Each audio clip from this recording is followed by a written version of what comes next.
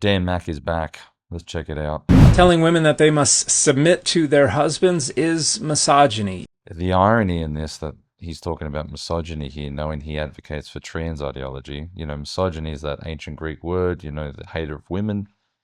And I guess within a modern context, it's about dominating women, subordinating them, men being greater than women in that sort of context. But the idea that Dan himself is talking about misogyny is funny and ironic, and this is not an ad hominem towards him. I will address his argument in this, but the irony is that this type of ideology that he advocates for is very harmful towards real women, biological females, as we've seen biological females being raped in prison by biological males who claim to be women.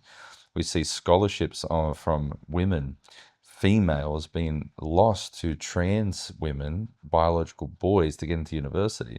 So the irony that this guy is talking about misogyny is just, it's beyond me. It's something to, I will address the argument, but it's not without a sense of irony that this person is an authority as to what is misogynistic and what's not. In Ephesians 5, verses 22 through 24, we have the author, who was most likely not Paul, but probably someone writing after Paul's death, insisting that women must submit to their husbands like the church submits to Christ, because husbands are the head of their wives, just like Christ is head of the church. And then the text goes on to instruct men to love their wives the way that Christ loves the church. Now, you can bring interpretive lenses to this text to negotiate a non-misogynist reading, which has been helpful for a lot of people throughout history, but I think most scholars would probably agree that the intent of the author here was precisely to assert a structure of power that unilaterally subordinates women to their husbands within marriage. And that is prejudicial treatment, and that is misogyny. I mean, Dan always does such an effective job of presenting himself as somewhat bipartisan, that he doesn't have any sort of presuppositions or bias that he's bringing into the text, when he is, I would call, a victim of left-wing identity politics. And he really does bring that into the text when he uses these words like misogyny and what have you, and he hides behind many scholars or critical consensus. And the irony is he negotiates with the text as well, and he acts like he doesn't. And when he gets called out on it, he gets quite upset. I mean, Michael Jones from Inspiring Philosophy has done that. He's blocked him, and yet he still reviews Michael's videos. In verse 21 in the household code in Ephesians 5, it says that straight away everyone has to submit to each other out of reverence to Christ. Now, I brought that up with Dan, and Dan writes, the text doesn't say husbands should submit to the wives. It tells church members in general to submit to each other, but then it tells wives that they must submit to the husbands, and husbands must love their wives. Now, the irony here is what I've mentioned before, is that he's negotiated himself out of that.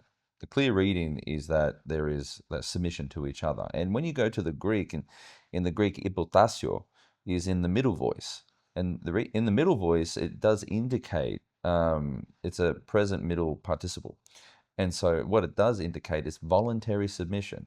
So submit to each other out of reverence for Christ, and wives submit to your husband. This is a voluntary act. They're not forced to do it. This is something that Paul is advocating for as an ethic in order to, or the Deutero-Pauline author or the author of Ephesians is advocating for this. But this author is invoking Pauline authority. And husbands are told to love their wives, and as Christ loved the church, the self-sacrificial love.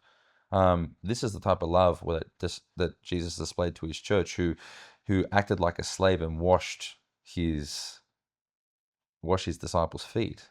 The humility that a husband must show to his wife is as the love that Jesus showed to the church, is a self-sacrificial love. It's a very, very high calling, almost an impossible task to reach. And then when you contrast the household code with the masters and slaves and parents and children, you'll see hypokuo is it's in an active imperative.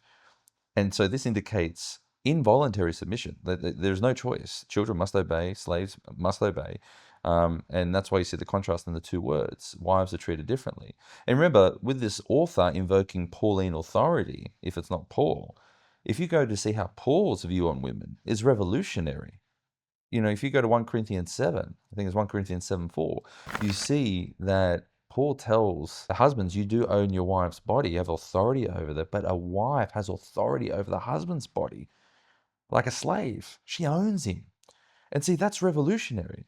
You see, in the household code, invoking Pauline authority, this idea that men and women are equal, that they own each other's bodies, this was so countercultural and revolutionary in Greco-Roman culture. And I'm going to tag Dr. Adam White's page in this, who is an expert when it comes to Paul.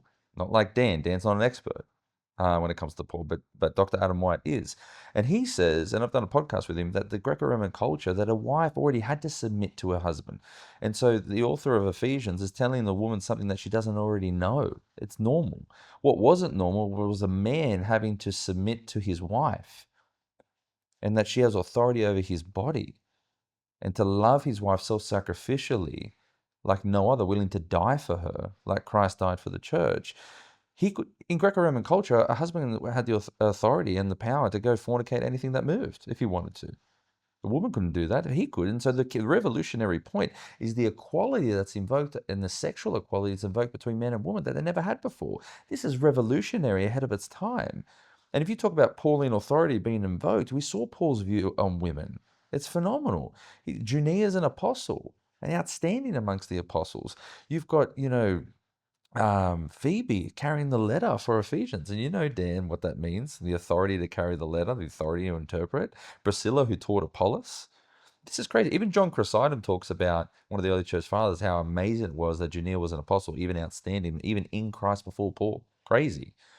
And like this whole idea is it's sort of conducive with this idea of the image bearer of God, that the one flesh, the echad, the plurality within the singular, that both man and woman is the full image of God. See, the author of Genesis didn't create this idea, as you know, or coin this term, image bearer. It existed in ancient Near Eastern literature, but it belonged to the elite. It belonged to the kings, the priests, the elite, the rulers. But the Genesis invokes it for all people, whether you believe in God or not, all people. And the full realization of that image bearer is man and woman, one flesh. So, this idea that you're bringing into it, you're a victim of left-wing identity politics. You're a left-wing ideologue, and you're injecting this presupposition and bias into the text without the full articulation. I'm not negotiating my way out the text. I've presented an argument for you. The argument's laid out. Disagree with it, what you have. You normally just throw out everything I say. But don't present yourself as someone without bias. You clearly have a bias in the text, and you want to inject as much, I guess, harm towards the Bible and those that believe in it. And you say that data over dogma. No, that's not the case. You're clearly dogmatic when it comes to these perspectives, even your idea on what a real woman is. So I'm not even one to address the rest of the video where you talk about slavery and the harm that the Bible caused, even though it was Christian abolitionists that got rid of slavery. And prescriptions and descriptions in the Bible, the difference between the two. So I don't think you are being charitable with the text. You rarely are. But I wish the best for you, Dan. I hope you're doing well. And I hope you give the credit to Christianity sometimes instead of attacking it so much. But anyway, God bless.